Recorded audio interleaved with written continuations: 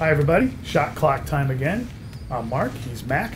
Talk a little Cardinal football. We're a couple days away from week 1. Actually, the season starts tonight. So let's start the clock and talk about it.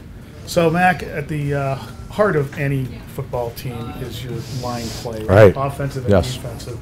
And the defensive line is certainly something worth paying attention to for the Cardinals going into week 1. It is.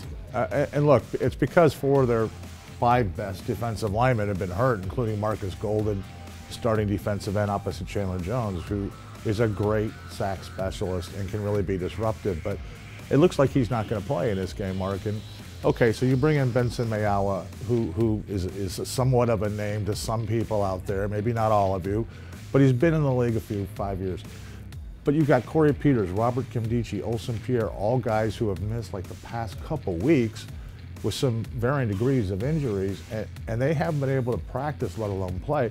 They're back out there this week trying, but they're not going to be 100%. When you miss that much time, even if you're a veteran like Corey Peters, you're not going to be on your game. And if that happens, this whole defense behind them can collapse in a 4-3 system. I'm really worried about the defensive front.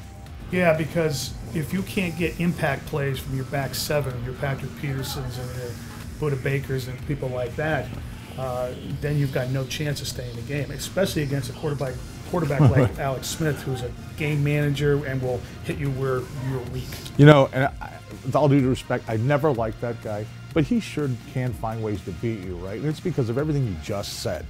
He doesn't turn the ball over. He waits. He has enough time. When he has to throw, he'll make the throw, complete the pass, move the chains.